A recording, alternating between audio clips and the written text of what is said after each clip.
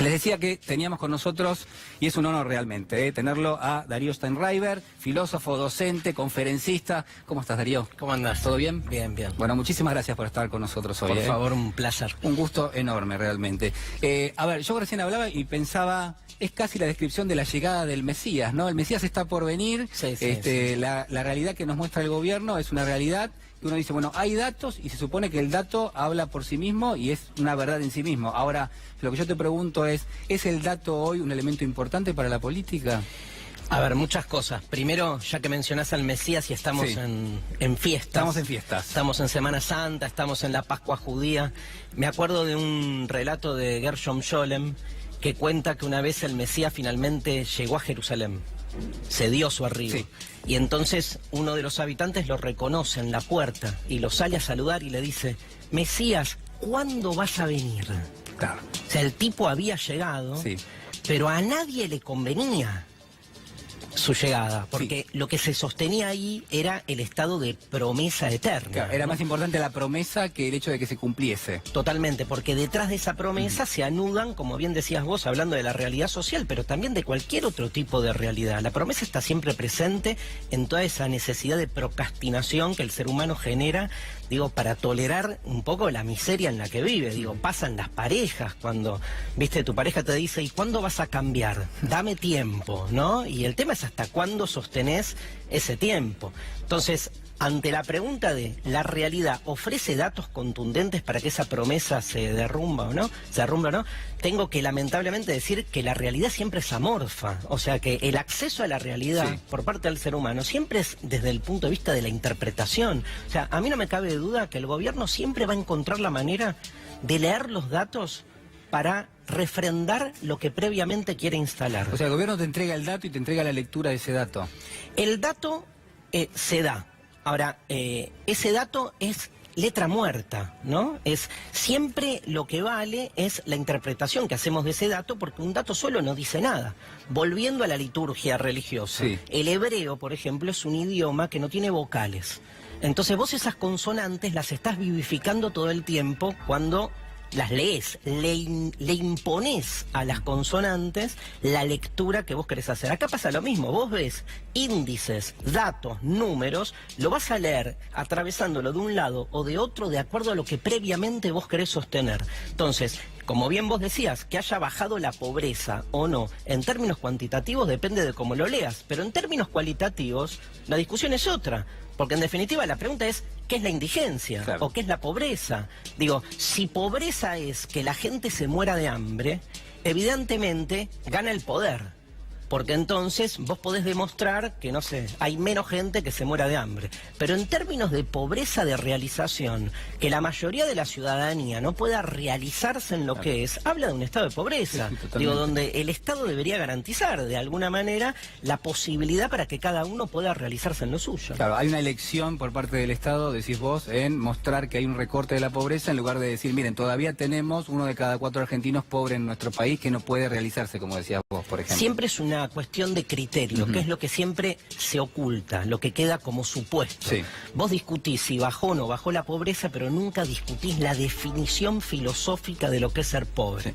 Sí. Y ahí es donde después se decide si los índices son más altos o más bajos. Estamos lejos del concepto, porque me resuena un poco a esto de la posverdad, que vos trabajás bastante sobre ese tema. Sí. ¿Estamos lejos de un poco de esto de interpretar los datos de una manera o de otra? Estamos arrojados en la arrojados. posverdad, sí.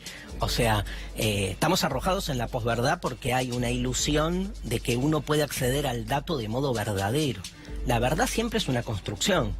El tema es si vos, ante una realidad que se te presenta abierta a interpretación, vos lo único que haces es tratar de resguardar lo que vos previamente pensás o, al revés, te abrís al pensamiento del otro.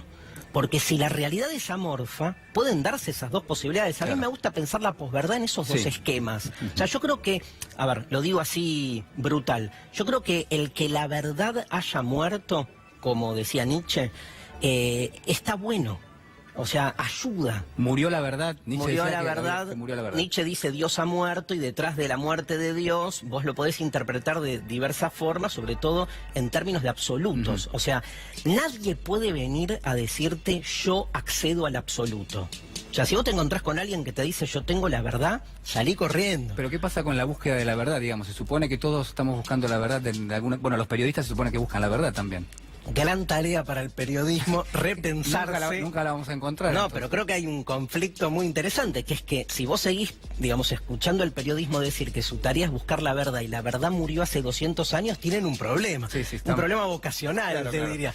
Pero, digamos, cuando decimos que la verdad ha muerto, significa desenmascarar que siempre que alguien habla en nombre de la verdad, está tratando de imponer su propio interés. Que la verdad es aliada siempre al poder. Eso no quita que uno no la busque. Buscamos un saber que sabemos que nunca vamos a encontrar. Pero no lo podemos dejar de buscar. Ahí dijiste algo que me deja pensando. Vos decís, la verdad es aliada al poder. ¿Cómo es eso? Y porque el poder, digamos, en todas sus manifestaciones, no hay un poder como algo cerrado, único, externo. El poder atraviesa todo lo que hacemos. Ahora, el poder se ejerce, se instala. ¿De qué modo? ¿Cuál es su modo más efectivo? Naturalizando su propio interés como si fuese el interés de todos. En la naturalización juega un rol fundamental el saber y la verdad.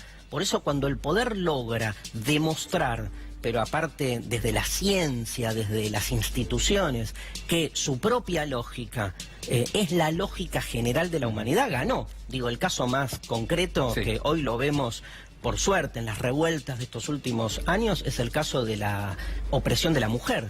O sea, se naturalizó históricamente que la mujer ha venido a este mundo para una serie de rasgos o de propósitos que en realidad están absolutamente enhebrados en lo que es un paradigma de tipo patriarcal que necesita de la mujer generando y cumpliendo con esos objetivos. Ahora, digamos, cuando vos deconstruís esa situación y te das cuenta que detrás de eso hay una situación de poder, se te derrumba toda una naturaleza que de algún modo ordenaba, digamos, tu vida cotidiana. Por eso es tan fuerte. La revuelta de la mujer toca, digamos, las zonas como más, las fibras más profundas de lo que tenemos naturalizado como sentido común. Entonces la reacción de la sociedad patriarcal, ¿cuál es? Cagarse de risa, ¿no? Ese chiste incómodo, bueno, ahora no puedo decir más piropos, todo ese pelotudeo que surge, que tiene más que ver con que le estás tocando, estás poniendo el dedo donde más duele, porque históricamente el patriarcado, ¿qué ha hecho? Ha hecho de la mujer una sirvienta, básicamente una asistente para su propia necesidad, que es la reproducción de un sistema donde el varón ocupa un rol fundamental y la mujer acompaña. ¿Qué pasa con la mujer en tanto y en cuanto, a ver, se me ocurre relacionarlo, y lo charlábamos también afuera del aire, hay en este momento una especie de reconversión de la política? Yo te he escuchado decir que la política tradicional está en crisis. Sí. ¿Cómo lo vinculás eso al papel de la mujer y en este contexto tan vigente, esta revolución del feminismo en este momento? No, para mí, a mí me impacta gratamente, me siento como muy aparte interpretado en lo que es la revuelta feminista. Es muy linda la palabra revuelta, por todo lo que implica. Más más a 200 años del nacimiento de Marx, que se cumplen 90 años del nacimiento del Che Guevara. Es un año interesante en términos de efemérides. Digo, es interesante la revuelta, que implica revolución, pero que implica también como dar de vuelta, ¿no? Volver a dar desde otro lugar, volver a barajar. Yo creo que el feminismo nos está demostrando que se puede hacer política de un modo diferente. Creo que la política tradicional está en crisis, ¿sí? Y creo que quien más tajada ha generado eso, quien más ha ganado con la crisis de la política tradicional ha sido la antipolítica.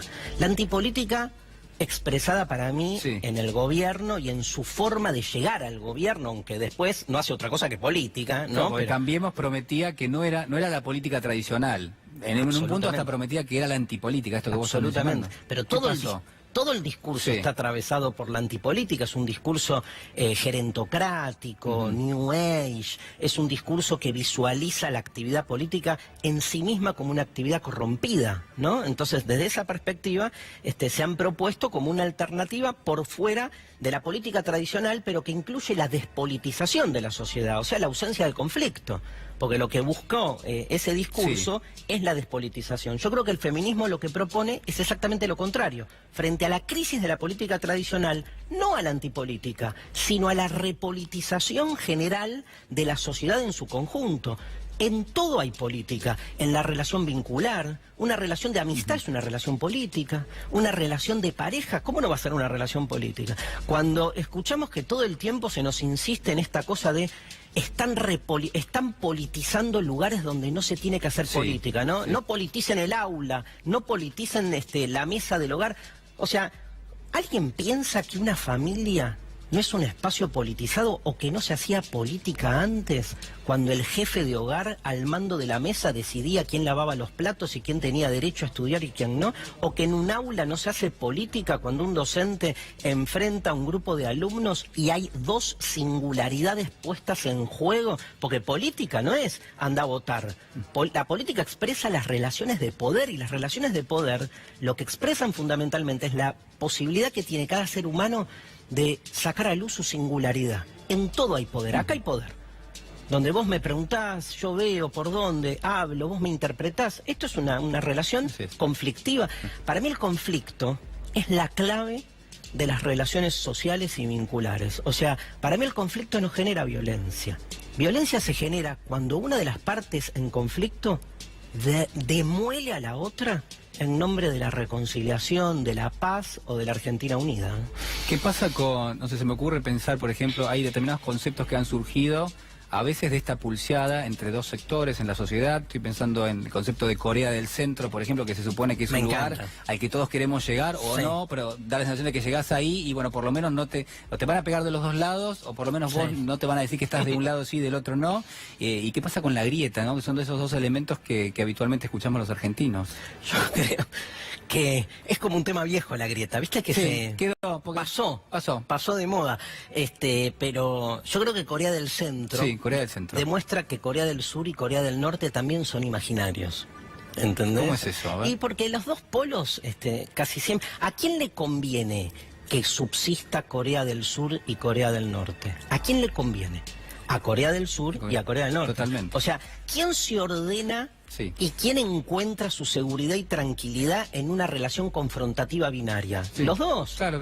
O sea, la existencia de uno justifica al otro. Boca necesita de River, River necesita de Boca, y se necesitan mutuamente, si no, no tiene sentido. El bien necesita del mal y el mal necesita del bien.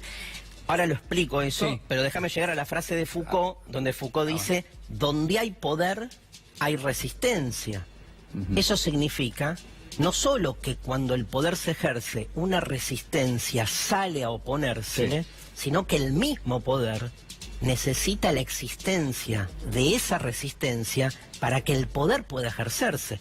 A nadie le conviene más que haya una resistencia que al poder, sino el poder queda como impotente, justamente. O sea, el poder necesita ejercerse contra una resistencia. ¿No será que el poder crea su propia resistencia?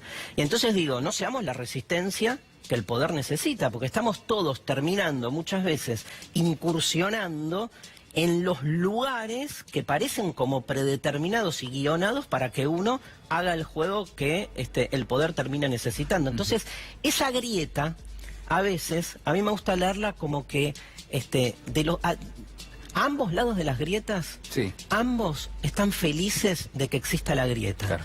Entonces, me parece que ahí hay que poder disolver ese binario, y disolverlo no es Corea del Centro. Disolver la grieta es entender que todo es grieta. Que hay grieta cuando te levantás a la mañana y no querés ir a laburar. Que hay grieta cuando te rompen las pelotas todo el tiempo con mil cosas. O sea, todo el tiempo. O sea, hay que agrietar la ontología de la grieta. Vivimos en grietas permanentes, pero salirse de una grieta única que termina como encolumnando todo a la vieja idea de la Guerra Fría en dos polos unívocos. Yo soy la política y vos sos la economía, y nos ponemos a pulsear. ¿Quién tiene que ganar, la política o la economía?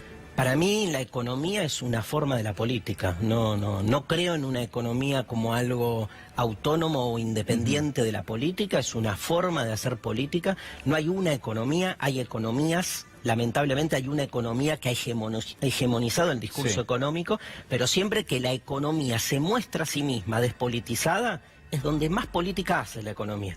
Cuando quiere... Claro, se muestra impoluta, digamos, se muestra como que es técnica. Neutra, como técnica, digamos, no hay mayor forma de hacer política que la neutralidad, porque ahí el que hace política logra su mayor objetivo, que es ejercer el poder sin que nadie se dé cuenta, haciéndolo pasar como algo natural y propio de las cosas. Podrían no generar resistencia en ese contexto, según vos mencionás, digamos, cuando no, de alguna ejerces el poder, pero no se nota, no se ve. Exactamente, o genera la resistencia que el poder necesita, y entonces al final, digamos, de nuevo, es cómo salirse de esa discusión. Yo no creo en una política ideologista pura, ni creo en una política gestionalista pura. O sea, ideología sin gestión no funciona, y gestión sin ideología tampoco. Hay que encontrar ahí, en esa tensión, ¿no? Estoy pensando en modelos de la política. Claro, bueno, por ejemplo, uno podría decir que este gobierno, cuando asumió la ciudad de Buenos Aires, proponía una especie de política de la gestión, digamos, sin hacer política. Nosotros venimos a gestionar. Tal cual, y desideologizado. No esta cosa de que la izquierda y la derecha han pasado de moda, digamos. No importan las categorías, o sea, llamarlo izquierda, derecha, Menotti, Bilardo. ¿Y esa visión de que en los colegios, por ejemplo, no tiene que haber política? Es increíble, porque ya hay política. O sea, la idea de que no hay que hacer política en la escuela es suponer que en la escuela de por sí no se hace política. La escuela es un acontecimiento político-social.